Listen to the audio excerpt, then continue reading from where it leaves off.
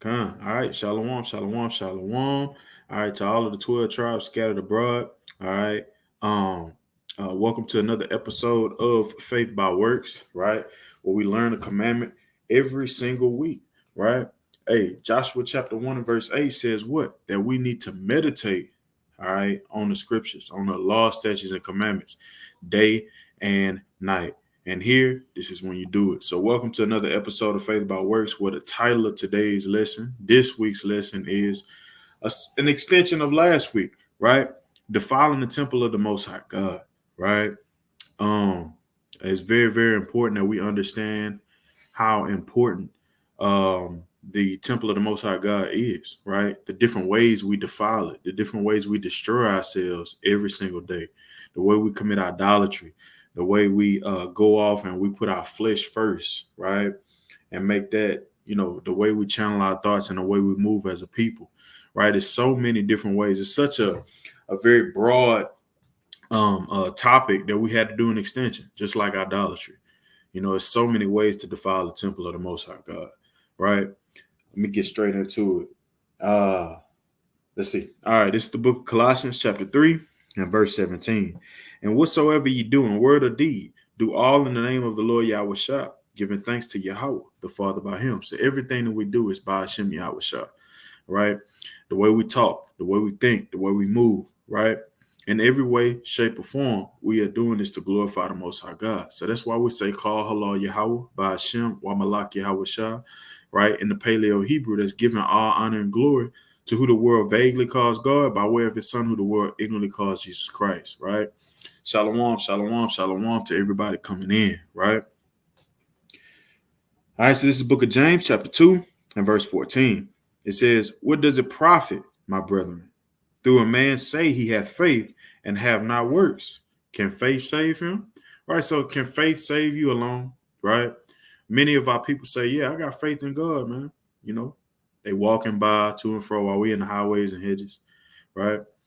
I got faith, bro. Hey, I appreciate what y'all doing. Well, brother, what are you doing to show forth your faith?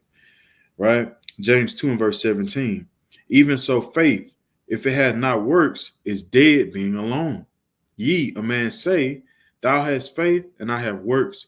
Show me thy faith without thy works, and I will show thee my faith by my works. Right? So the Most High God judges by the fruits of your labor, Israel. So each week it's important that we learn a commandment and apply it to our lives so that we can show the Most High God that we believe in his power, that we fear him, all right, and we love him. First John chapter 5 and verse 3, the classic, it states what? For this is how we love the people of God and him, right? It's by keeping the commandments. That's how you love the Most High God. So let's put forth those works, Israel. All right, week in and week out, we got to make sure we learn these laws, statutes, and commandments to ensure that we're loving the Most High God indeed and in truth, right? So the commandment, just like of last week, right? It's the same as this week, right? 1 Corinthians chapter 3 and verse 17. If any man defile the temple of Yahweh, him shall Yahweh destroy. For the temple of Yahweh is holy, which temple ye are. Right, so it's very, very important. It's very critical that we understand that we teach you guys that you are the temple of the Most High God. You are the members, right? You blacks, Hispanics, and Native Americans. You are his temple. You are the house of Israel. So let's keep it nice and clean. Let's keep it holy. Let's keep it set apart as the Most High God commands us to be. Right? It's the book of Leviticus, right? In the Old Testament, just like in the New Testament, Leviticus 18 and verse 30. Therefore shall ye keep mine ordinance. What is his ordinances? It's his laws, right? That ye commit not any one of these abominable customs, the ways of the heathen, right? Those who have oppressed you time and time again throughout the different covenants of slavery, right? Which were committed before you, and that ye defile not yourselves therein. I am the Lord your God, your power. Okay, so it's very important, man. Repetitively speaking, right? We cannot defile the temple of the Most High God, right? We cannot defile his house, right? So what we have to understand is our oppressors has performed and put a strategic measure in place to ensure that we defile the temple of the Most High God. So it's important that we study his strategies with the actual intent to, reverse our steps, to correct our wrongs, right? The three things that they target to become successful in the extinction of Israel is what? Is defiling, destroying, and annihilating the temple of Yahweh, YHWH, right? Mind, body, and soul. He wants to take your mind. He wants you to defile your body, kill yourself slowly but surely, right? And he wants to make sure that you are out the spirit. Mind, body, and soul. These are the three ways your oppressors strategically target you, right? So we got to be aware of that. This is the book of Psalm, chapter 83, and verse number 2. For lo, thine enemies, who are thine enemies? We're talking about the Elamites, we're talking about the Ishmaelites, we're talking about the Moabites, the Ammonites, right? The Edomites. Everyone that has had you in subjection at one time in your history, right? These are all your enemies. And it says what? Reading on. Make a tumult, and they that hate thee have lifted up the head. They have taken crafty counsel. What is crafty counsel, right? Strategies. They've put little things in place to ensure that you're always defiling the temple of the Most High God, killing yourself slowly but surely against thy people, and consulted against thine hidden ones. They have said, come and let us cut them off from being a nation. Let's cut these blacks, Hispanics, and Native Americans, right? Let's cut them up. Let's separate them, right? Let's kill them slowly. Let's put things in a place where they're going to kill themselves on their own. Since we ain't, cracking the whip no more, since we done took the chains off, let's put little things in place to where they're consistently defiling the temple of the Most High God. It says, they have said, come and let us cut them off from being a nation, that the name of Israel may be no more in remembrance. Now, we bring out Jeremiah 17:4 all the time, right? That, hey, Israel, right? They will be discontinued from their heritage. Well, the way we do that is to get them to, overindulge in alcohol, right? Smoke pounds and pounds of marijuana, right? Put all of this junk food in these convenience stores on every block in all of the low income areas to where their attention span is low. They can't keep still because they steady putting all of these all this sugar and all these chemicals and all these chemically imbalanced snacks up into their body, right? They're they're not bringing that much money in. So guess what? We're not going to the grocery store. Instead, we're gonna stop at McDonald's, right? That's why you see all of these things in our neighborhoods. It's because they want us to slowly kill ourselves, man. They want us to slowly defile and destroy and annihilate the temple of the Most High God, right? Reading on, right? They have said, come and let us cut them off from being a nation, that the name of Israel may be no more in remembrance. For they have consulted together with one consent.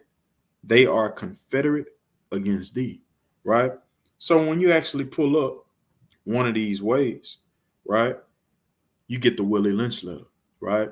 But before we hop into it, I'm going to yield, right? You got it, Brother Casadio.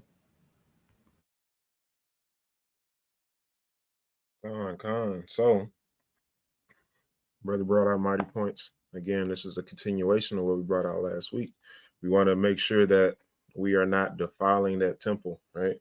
And first and foremost, let's go into how we understand that we are the temple of the living most high power. I mean, yeah, it said it in the law that brothers brought out, but how do we really understand that and dig into that, right? It's the book of Acts, chapter 7, and verse 48. It says, howbeit, Salakia, let's go back to verse 47, start there. It says, but Solomon built him an house. Howbeit, the Most High dwelleth not in temples made with hands, as saith the prophet, right? Heaven is my throne, and earth is my footstool. What house will ye build me, saith the Lord? Or what is the place of my rest, right? So the Most High, when we talk about the temple of the Most High, a lot of people like to think about the physical building that actually existed. But at the end of the day, the Most High is very clear that, yeah, you can build me a physical building, but what, right? It's the book of 2 Corinthians, chapter 6, The point that I want is in verse 16, but we're going to start at verse 14, right? It says, "Be ye not unequally yoked together with unbelievers. For what fellowship hath righteousness with unrighteousness? And what communion hath light with darkness? And what concord hath Christ with Belial? Or what part hath he that believeth with an infidel? And what agreement hath the temple of God with idols? For ye are the temple of the living God." Right? It's telling you again, it's point blank, period. As God said, "I will dwell in them and walk in them, and I will be their God, and they shall be my people." Right? So with that, we have to understand that the Most High is dwelling in his children, the people we call Yasharala, Israel, right? Your so-called Negroes, Hispanics, and Native Americans. So with that being said, how are we supposed to conduct ourselves in order to make sure that we don't grieve that spirit that is in us? We have to worship the Most High in spirit and truth, as Christ taught us, right? Let's continue on verse 17. It says, "Wherefore come out from among them, and be ye separate, saith the Lord, and touch not the unclean thing, and I will receive you." Right? That's plain upon tables. How are you separate? How are you separate from among all the other nations? Well, the Most High gave us a law for inheritance, right? A law of life for inheritance, as alluding to Sirach, 17 and 11. And that law is what separated us from the rest of the heathen. Let's prove that real quick. It's going to be some flipping going on. The book of Psalm, chapter 47 and verse 19. It says, "He showeth his word unto Jacob, his statutes and his judgments unto Israel. He hath not dealt so with any nation. And as for his judgments, they have not known them. Praise ye Yahweh." Right? So these laws is what keep us separate. And we have to make sure that we continue in them, right? In order to please that spirit that dwells within us, right? The only way we're going to be received by that spirit is if we keep those laws that keep us separate, right? Verse 18, "And I will be," well, back in 2 Corinthians chapter 6, verse 18, "and will be a father unto you, and ye shall be my sons and daughters, said the Lord Almighty." So at the end of the day, it's highly vital. When we go through these classes week in and week out, you'll start to notice a theme about how vital it is that we come back to these laws, statutes, and commandments. That's real quick. Ecclesiastes 12 and 13. Right? "Let us hear the conclusion of the whole matter. Fear God and keep his commandments, for this is the whole duty of man." Right? We bring that out. That's a classic precept. We bring it out all the time, but we don't understand just how much that applies to every single thing in this walk, in this faith that we find ourselves in. Right? And like I said, I got more precepts I can go into, but I don't know. I think I'm gonna yield right there so we can keep cooking. Con, brother, mighty points brought out by brother Casadio, right? So what I want to do is I want to get further into these strategic measures, these little things that Esau has used, right, to keep us in the destruction of our temple. Right? One thing that he does is he targets our women, right? He targets our women. He's been targeting our women since the very beginning, right? In the Garden of Eden, right? What he's doing is he says, okay, look, I'm going to cut off the head of the household, right? And I'm going to infiltrate the woman and make it seem like, hey, I'm the daddy now. What I'm going to do is I'm going to take the provider out the house and I'm going to provide, right? That's where you get WIC from, right? All of these different governmental, what they call assistance, these programs and the governmental assistance that he gives to our women, right? So what I'm gonna do is I'm gonna share my screen, right, with the Willie Lynch letters, right? I have 30 quotes pulled from them, right? The first quote is what? It says, "The breaking process of the African woman is twofold, both as a woman and as a black person." So how exactly do they do that, right? Let's get another quote, right? Because when we go all the way down to 25, we see what else he says about the black woman in the house, right?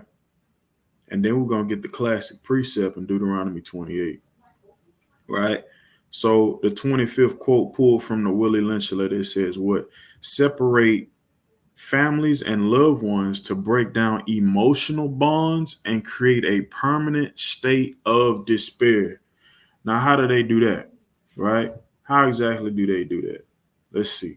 Right? This is the book of Deuteronomy, chapter 28 and verse 56.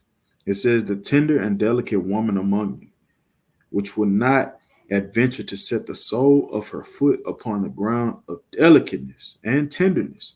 So there's at one point, dude, where our women, their feet ain't even touch the ground, right? They were treated delicately, right? But now they'll walk barefoot, they'll put some pants on, they'll roll up their sleeves, right? And they'll try to do what a man does, right? They have completely lost the actual, you know, they've completely lost, you know what I'm saying, the idea of what their actual role is, what the Most High God placed them here for, right? And that's to help the man. That's to be a helpmate, right? And it says what? Her eyes shall be evil toward the husband of her bosom and toward her son. Now we bring this out in the highways and hedges all the time. How Eve has an evil eye towards her husband, always in competition, right? Always has to be opinionated, be very, very argumentative, right? And fails to be that pillar of rest, right? A woman should take pride in the ability to make sure she does what is pleasing unto her Lord. Her role is to do what? To be a helpmate, to make his life easier, to make sure that his mental state, right, is always level. She's to make the house a home, that paradise to come home to, right? It says, her eyes shall be evil toward the husband of her bosom, and toward her son, and toward her daughter. Now, how exactly is this, right? Well, it comes in many shapes or form, right? In this particular sense, right, what I want to shine light on is, and my interpretation of it is what? Hey, the key, right? The key ways of raising the children, right? Putting herself first, right? In many ways. And also not, failing to teach, the children, right? And often having an evil eye towards her children because of the relationship with the husband. This is what goes on in detail in our households, the blacks, Hispanics, and Native American households, right? It says what? And toward her son and toward her daughter, and toward the young one that cometh out from between her feet. The children that she bears, right? And toward her children which she shall bear, for she shall eat them for want of all things, secretly in the siege and straitness, wherewith thine enemy shall distress thee in thy gates. Right? So for one of all things, she's gonna have an evil eye towards them. Right? Now what's that? Right? Don't we have our women turning to OnlyFans to provide for these children? Hey, that's having an evil eye towards them. How? Because you're not setting forth the good example. Think about how the daughter would feel, right? When you're exposing all your body online. Their mother is famous, you know what I'm saying, for all of the vulgar and all of the content that she's posting, right? Now the children are embarrassed. Now the children are looking and thinking that this is the way. Hey, that's having an evil eye. You're setting a bad example. So indirectly, you're having an evil eye towards your children, right? This is the ways that they actually infiltrate, you know what I'm saying, the households. It's like, look, I'm gonna take the man out. So now the women no longer have guidance, the righteous guidance, right? Because our heritage is for the man to teach the woman and for the woman to teach the kids, right? While the man is out in the highways and hedges and doing the work of the Lord. Well, now that you've removed the guidance and the head of the household, now you have the woman feeding for herself for one of all things. Now she's looking for governmental assistance from the so-called white man. Now she's using her body, right, and many other things, right, to provide for the household. We have to think about these things. We have to examine these ways of how our oppressors have put things in place to break up our households, to break up our ways of thinking, to defile our temples, to defile our minds, to defile the ways of order that we got to stick to. That's very, very important, man. Right? Another way is what? Envying and coveting. What another brother has. Envying and jealousy. Right? Let me pull it back up. Right? We're going to go to quote number 5. Right? Envying one another, being jealous of one another, and wanting another person's possessions. Right? We're actually willing to kill our brother for the things that he has. It says what? Willie Lynch instill fear in the black person to make them believe their fellow black people are their enemies. Hey, that's Deuteronomy 28 verse 54 in full effect. The Most High God said that this was going to happen to us, right? And we see it. And we see that the so-called white man is actually taking this to his advantage. He's saying, okay, I'm going to act on this. I'm going to put this into play, right? Let's get another quote, right? Because what we got to understand is the strategies that's in place so that we could take advantage of it, right? Quote number 12, pulled from the Willie Lynch letter, right? It says, plant seeds of distrust and envy within the black community to ensure they never form strong bonds, man. It's right here. It's really plain, right? Right here. Let me get a precept. Proverbs chapter 14 and verse 29. It says, Salaki, it says, he that is slow to wrath is of great understanding, but he that is hasty of spirit exalteth folly. A sound heart is the life of the flesh, but envy, the rottenness of the bones, the rottenness of the temple of the Most High God. We have to be slow to wrath, slow to anger. We have to get back to the spirit of Christ, man. Loving one another, right? Holding each other accountable of the law, statutes, and commandments. Telling one another what their role is in this truth, in this life. Understanding how we got here and loving one another by holding each other accountable, right? One more precept and I'm going to pass it to you, right? This is the book of Colossians chapter 3 and verse 5. It says, mortify, therefore, your members which are upon the earth, right? Now, what does mortify mean, man? Let's get that, right? It's a lot. Pull that up real quick. I want the people to see the actual definition of mortify, right? Get that, and then I'm going to share my screen.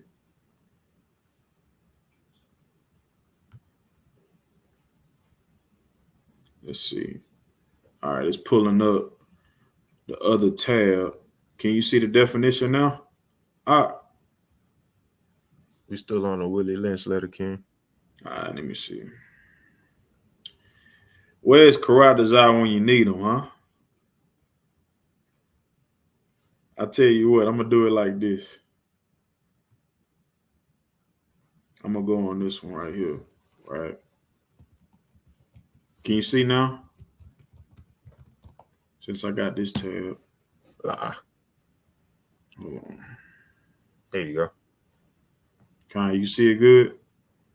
Right? So the second definition, it says what? It says mortify means to subdue the body or its needs and desires by self-denial or discipline, right?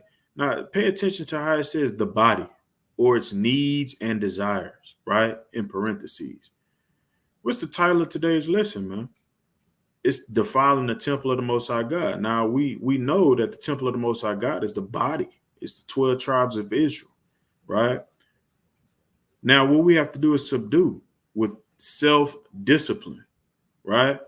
It says what? The little quotation below it. they wish to return to heaven by mortifying the flesh. Well, that's what we got to get back to doing, man. We got to get back to mortifying, right? The flesh. We have to destroy it.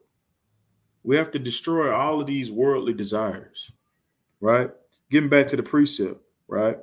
Mortify therefore your members which are upon the earth, which are upon in this world, the things that we desire so much.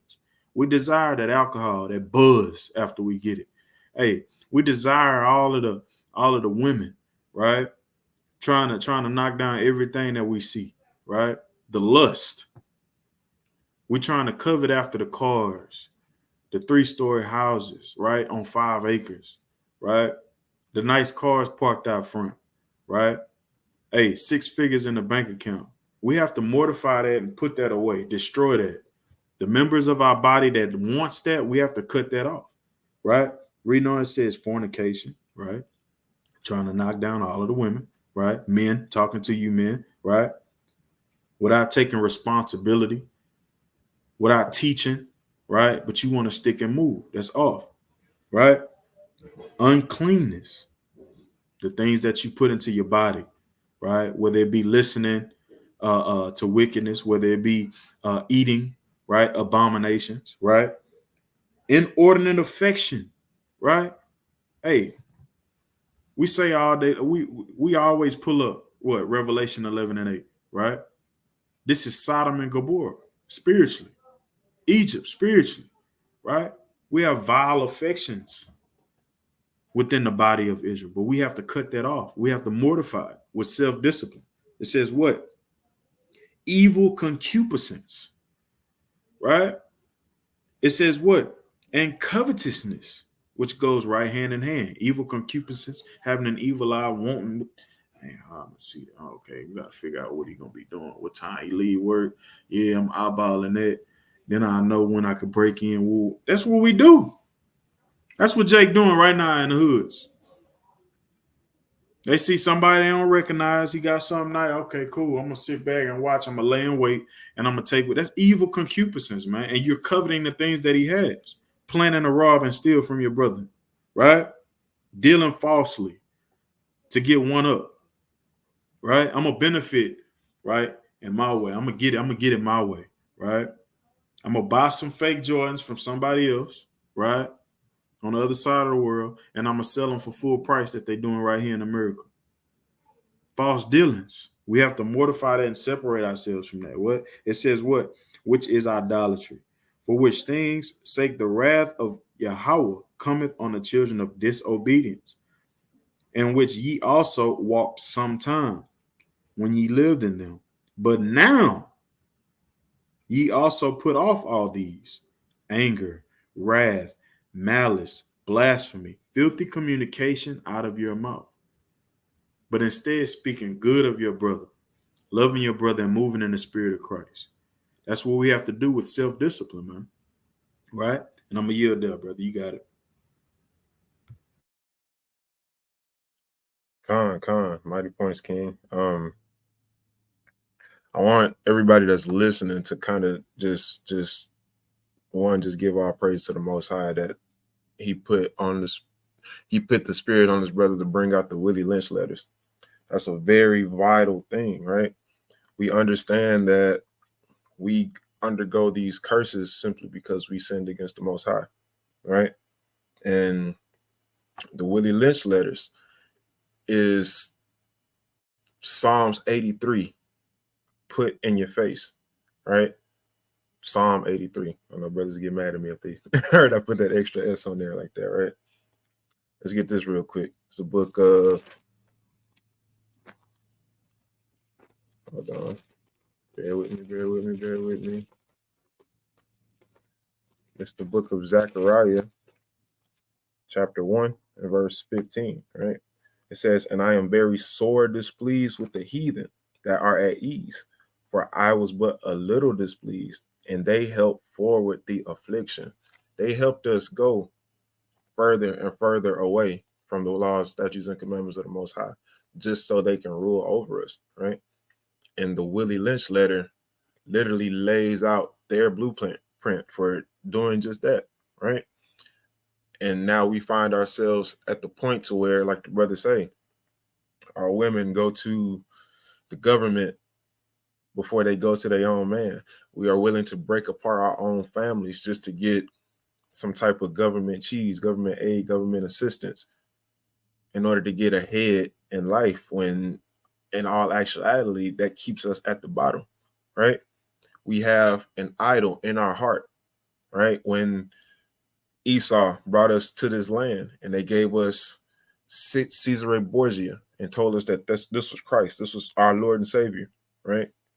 They set up an idol in our heart, which always kept us looking at them as God in our face, right?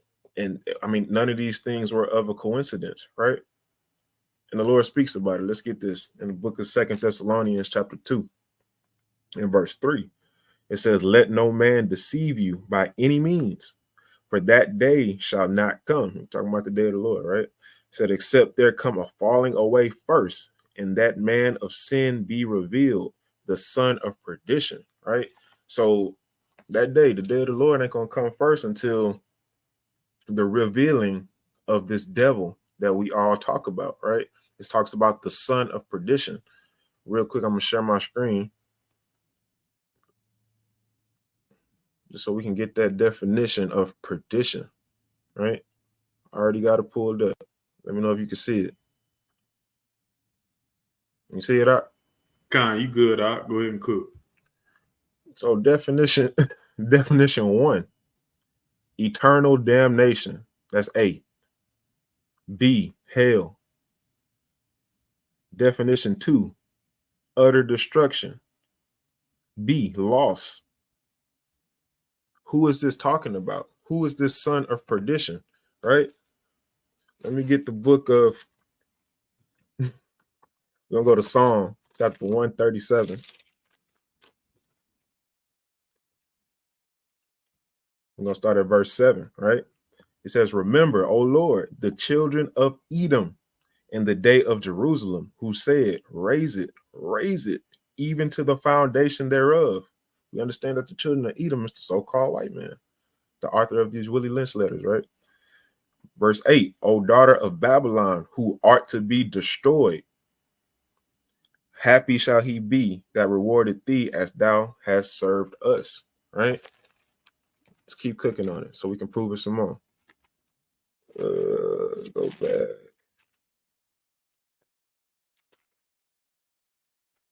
Book of Obadiah, chapter 1, verse 10. It says, for thy violence against thy brother Jacob. Jacob only had one brother, right? It was Esau. For thy violence against thy brother Jacob, shame shall cover thee, and thou shalt be cut off forever. Jump down to verse 17. But upon Mount Zion shall be deliverance, and there shall be holiness, and the house of Jacob shall possess their possessions, and the house of Jacob shall be a fire, and the house of Joseph a flame, and the house of Esau for stubble. What is stubble, right? Fuel for that fire.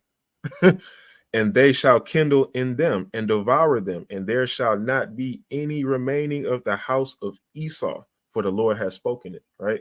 So the son of perdition are these Edomites, right? Who are going to receive eternal damnation, hell, utter destruction, and loss, right? Let's get back to 2 Thessalonians chapter 2, start at verse 4, right? The son of perdition, who opposeth and exalted himself above all that is called God, or that is worship, so that he as God sitteth in the temple of God, showing himself that he is God. That's plain upon tables, right? These they have our minds so warped that we go to them. We see it on the highways and hedges all the time, right? So-called Eve walking around with a white man. Why is that? Why is she with him? Not to sound carnal, but we know that she's not getting satisfied on the physical carnal level the way she would if she stayed with her own people. So what is it? Feel that she has a gateway to be at a higher estate? No. At the end of the day, when shit hits the fan, he's gonna let her know that you were just rags in my eyes. He's gonna go back to his people and he's gonna throw her by the wayside. You see it all the time, right? Freaking for example, Jennifer Lopez, Ben Affleck, they have been a couple since I was a child. As soon as Jennifer Lopez got implicated in this P. Diddy stuff, Ben Affleck threw her in the trash. Even though he got his own sick stuff going on that he's never been called to the table for. But he threw her to the trash real quick. Look it up if you don't believe me, right? At the end of the day, the Most High is very plain. We cannot have these idols in our heart, whether it be crystals and stones, whether it be the heathen or the so-called white man, right? The Lord is very clear about how he feels about that. I'm gonna get this what he says, right? In the book of Ezekiel, chapter 14. I'm gonna start at verse 2. It says, "And the word of Yahweh came unto me, saying, Son of man, these men have set up their idols in their heart and put the stumbling block of their iniquity before their face. Should I be inquired of at all by them?" Right? Should they even be asking about me? When literally they have Caesar Borgia that they look up to, right? It says, "Therefore speak unto them and say unto them, Thus saith the Lord God, every man of the house of Israel that setteth up his idols in his heart and putteth the stumbling block of his iniquity before his face and cometh to the prophet, I, the Lord, will answer him that cometh according to the multitude of his idols," right? And how is he going to do that? He explains, right? Keep reading. "That I may take the house of Israel in their own heart, because they are all estranged from me through their idols. Therefore say unto the house of Israel, Thus saith the Lord God, repent and turn yourselves from your idols and turn away your faces from all your abominations. For every one of the house of Israel, or of the stranger that sojourneth in Israel, which separateth himself from me and setteth up his idols in his heart, and putteth the stumbling block of his iniquity before his face, and cometh to the prophet to inquire of him concerning me, I, the Lord, will answer him by myself," right? Again, you have these idols in your heart, and you thinking that you about to come serve the Lord. And we see this day in and day out. So-called Christians, they think that they are saved. They'll walk around acting like that they are holier than thou simply because they say they believe in Jesus, right? And Jesus loves me, and yada, yada, yada, yada. Things that they learn from wicked ass pastors, right? The Lord say, you think you about to come serve me? You thinking you about to get the salvation that that I have prepared for my children, right? You about to go to the prophets, aka you about to go to church on Sunday. Let's see something about these prophets. Again, let's keep reading, right? Verse 8. "And I will set my face against that man and will make him a sign and a proverb. And I will cut him off from the midst of my people, and ye shall know that I am the Lord. And if the prophet be deceived when he has spoken the thing," right? Of these pastors that you're going to that's got you feeling like your breakthrough is coming, that you saved simply because you believe. That prophet is deceived, right? It says, "I, the Lord, hath deceived that prophet,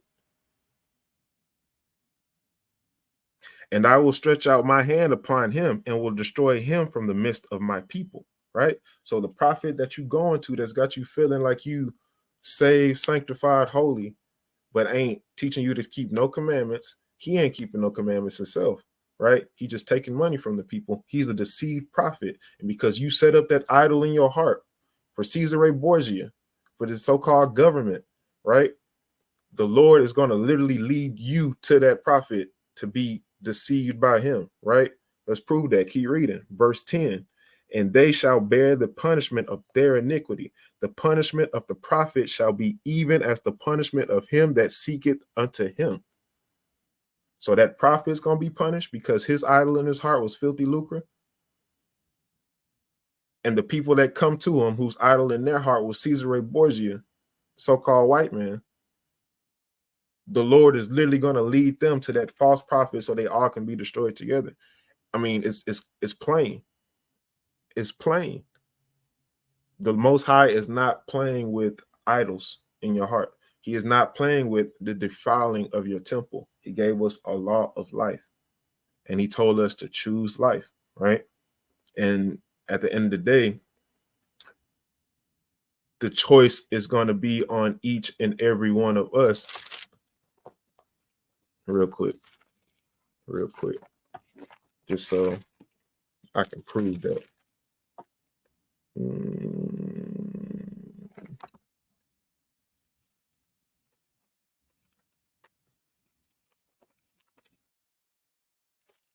Bear with me.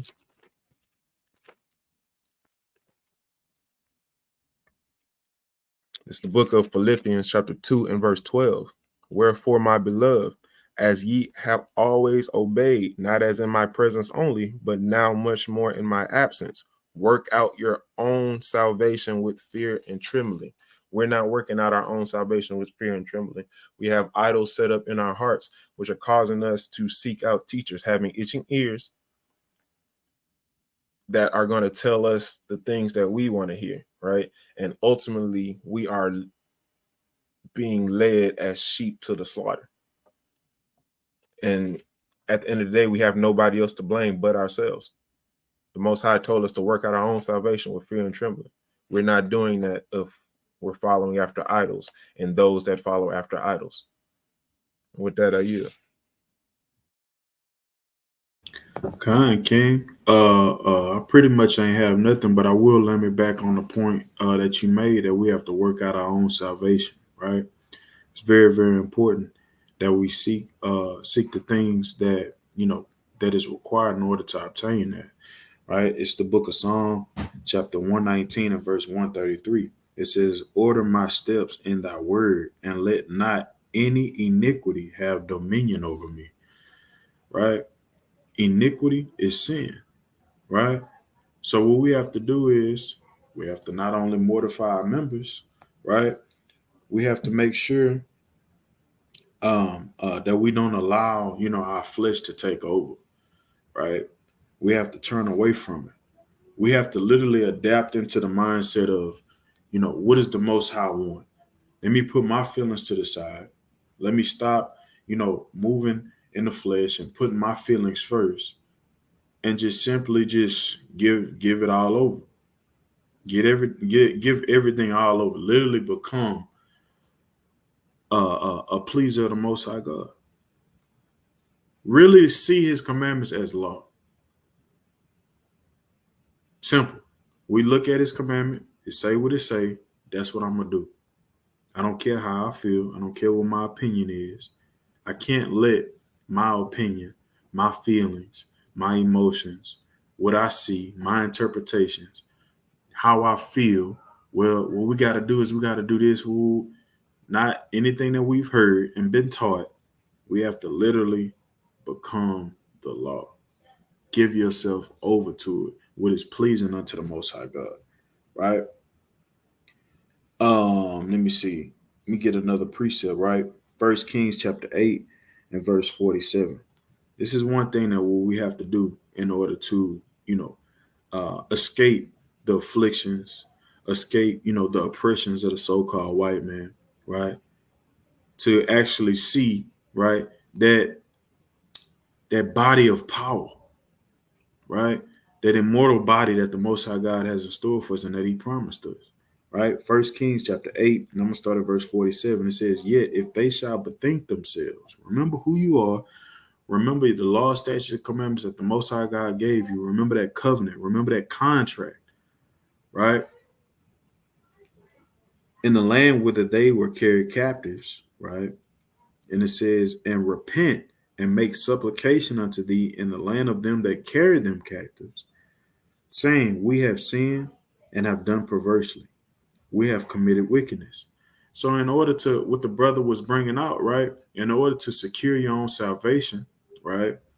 That ultimate reward, the streets of gold, right? In order to see that and to really walk with Christ, you have to look forward into the ways of not defiling His body, of not going off in every way, shape, or form, of not, walking the walk of our oppressors, walking the way they want you to walk, right? It's almost like our people are like that little toy that you twist their back, you twist their little cork in their back, and you let them, and you sit it down and let it walk. That's what our people are, right? When you watch that movie, Clone Tyrone, our people are just moving to the sound, the beat. Well, right now we're in a state of slumber, right? Matter of fact, let's get that. What is that? Romans chapter 13 through the Spirit, right? This is the condition of our people. This is how our people move. This is how our people are, right?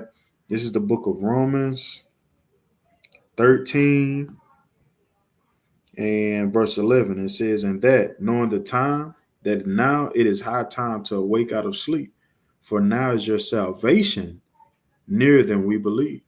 Hey, salvation is near, man. Hey, the kingdom of Esau is coming to an end. And you don't want to be thrust through along with him. So what we have to do is to stop walking in his ways. We have to look into the strategies that he's put in place, that confederate that he has formed against us, look into those ways and demolish them, mortify them with self-discipline. The whole reason why, you know what I'm saying, the Lord put, I don't want to say the reason why the Lord put it on my spirit because that's off, but the reason why I brought forth the attention of the Willie Lynch letter, right, is so that our people could see the very detailed ways on how our oppressors uh, uh, uh, defile our temples, make us self-destruct. And if we focus on those strategies and we reverse them, we destroy them, make them obsolete, hey, we start to prosper as a people. It's more than just walking in the streets of downtown, right? It's more to it than that. You putting your fist in the air and putting on the same BLM shirt. No. You keeping the law, statutes, and commandments makes him unsuccessful in these strategies, right? Reading on, right? It says, "We have sinned." In 1 Kings 8 and verse 47, picking up, it says, "We have sinned and have done perversely. We have committed wickedness, and so return unto thee with all their heart." Hey, we have to return unto the Most High God and his statutes and the way he lives, keeping his feast days, right? Eating the clean foods that he said is clean. Loving our brother the way he wants, like he wants us to love one another, right? Reading on, and it says, "And so return unto thee with all their heart and with all their soul in the land of their enemies, which led them away captive, and pray unto thee toward their land," right? "Which thou gavest unto their fathers, the city which thou hast chosen," right? And we often bring out this on how to pray, right? This account. But right there in the very top of that account, it explains how we have to adjust our minds. We have to renew our minds and the way we're supposed to look at our God, our power, how we got to turn away from the ways of this world, the ways the oppressors want us to live, and the way the Most High God wants us to live, right? I'm going to bring out the classic, brother, and then, you know what I'm saying, what I do is I leave them with an encouraging precept right after that. And if you got any closing remarks, you know what I'm saying, all praises, bring it out, right? This is the book of Sirach, chapter 21 from the top. It says, "My son, hast thou sinned? Do so no more, but ask pardon of thy former sins." You have to see what you've been doing as very wrong. Brother Gabar was cooking on this last week on how you have to cry unto the Lord and how you have to really feel bad for what you've done. This is how you secure the salvation that the brother was speaking on. This is how you rebuild the temple of the Most High God. It's moving in a state of correction, seeing your former life and the former ways you moved as wrong. It says what? "Flee from sin as from the face of a serpent. For if thou comest too near it, it will bite thee. The teeth thereof are as the teeth of a lion, slaying the souls of men." So imagine how you feel when you see a snake. When you walking in your house, you just got through running errands, right? It's nighttime, but you still can see a little light out. You know what I'm saying? So it's not exactly lighttime. It's more so it's like dusk. You know what I mean? And you see a snake coming out the grass trying to come on in the house with you. Hey, you're going to lose yourself. You're going to jump out your skin. Right? So that's how you got to treat sin in your former life. You got to flee from it. You have to lose your mind. You have to feel bad. You have to be petrified by what the Most High God will do to you if you keep moving the way you're moving, if you keep defiling his temple, if you keep moving in wickedness and letting iniquity have dominion over you. But instead, use self-discipline and mortify your members. Turn from the ways. This is how you rebuild the temple of the Most High God and stop defiling it. Right? What we have to do is we have to remember who we are. That encouraging precept is right here. 1 Peter chapter 2 and verse 9. It says, but ye are a chosen generation, a royal priesthood, a holy nation. Hey, the house of Israel is a holy set apart nation. You are peculiar, right? You are a royal priesthood. So if the Most High God likens you unto royalty, right? And he calls you royalty, and you're the apple of his eye, when you defile the temple, it's almost like you standing right in front of this big old mansion, right? And you shooting at it. You pull up on this mansion, right? And you straight airing that thing out, pulling bullet holes through the windows, right? Throwing grenades in the front yard. That's what you're doing every time you put your mouth, you know what I'm saying, to bad use, and you talking bad about your brother and sister. That's what you do every time, right? You start to talk bad about them, and not only that, but eat abominable foods. When you actually what? When you wearing immodest clothing. You know what I'm saying? In every way, shape, or form, when you're breaking the law, statutes, and commandments, right? When you're defiling your temple, your body, right? Not eating right. Whenever you're not walking in the spirit, that's what you're doing. You're literally airing out the temple of the Most High God, right? You're putting forth weapons toward that house to make it fall, right? Reading on, it says that ye should show forth the praises of him who hath called you out of the darkness into his marvelous light. Right now, you're being called out of darkness and brought into his marvelous light. What is his marvelous light, right? This is the book of Proverbs, right? Verse 6 and verse 23, right? What is his marvelous light? And it says what?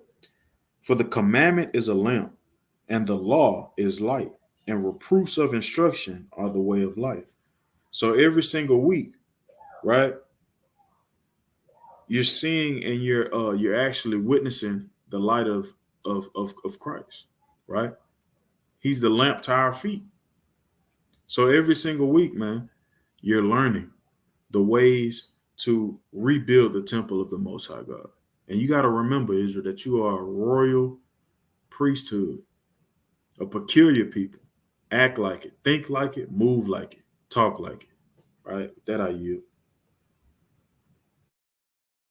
All right, King. I'm gonna pull a page from your book. I'm gonna get closing precept, and I'm gonna get some exhortation, if you will, something to encourage you, right? Like the brothers say, week in and week out, we give that light so that our people can know how to build that temple, right? So we have to remember this first and foremost. Keep this in the back of your mind.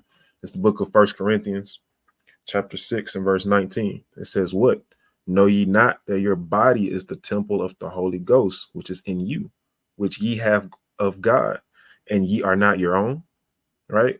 We belong to the Most High, right? These bodies, these vessels are not our own, right? When you're serving the Lord, like his spirit is literally dwelling within you. We are that temple, right? Us as a body, is that temple, right? Verse 20, for ye are bought with a price. Always remember that. YHWH, what YHWH's sacrifice was, that was a heavy price paid for us, right? Therefore, glorify God in your body and in your spirit, which are God's. Like the brothers say, we have to fully surrender ourselves to keeping that light glowing, keeping oil in our lamps, right? We don't want to be like the foolish virgins who let their oil run out, right? We have to keep that light burning bright daily. And we have to continue to build this temple, right? Which we are. So here goes the encouragement, right? It's the book of Ezra, chapter 3. We'll start at verse 10, right? It says, and when the builders laid the foundation of the temple of Yahweh, they set the priests in their apparel with trumpets, and the Levites, the sons of Asaph, with cymbals, to praise Yahweh, after the ordinance of David, king of Israel. And they sang together by course in praising and giving thanks unto Yahweh, because he is good, for his mercy endured forever toward Israel. And all the people shouted with a great shout when they praised Yahweh, because the foundation of the house of Yahweh was laid. But many of the priests and Levites and chief of the fathers, who were ancient men that had seen the first house, when the foundation of the house was laid before their eyes, wept with a loud voice, and many shouted aloud for joy, so that the people could not discern the noise of the shout of joy from the noise of the weeping of the people. For the people shouted with a loud shout, and the noise was heard afar off, right? It's a beautiful thing. It's going to be a beautiful, mighty, emotional day, right? When this kingdom comes. And with that, Kwame Yasharala. Kwame Asherala. Hey, all praise to the Most High for another episode, right? Lord willing, somebody was edified or will be edified on a replay in the coming days, man. Hey, we love y'all, right? Sons of Zion, Houston, right? Sons of Zion, Florida, right? Orlando, right? Sons of Zion, Atlanta. Hey, we all stick together on one accord to edify the body of Hamashiach, to rebuild the temple of the Most Salakia. High. Salakia. Sons of Zion, my brother, my brother Abad up there in New York too.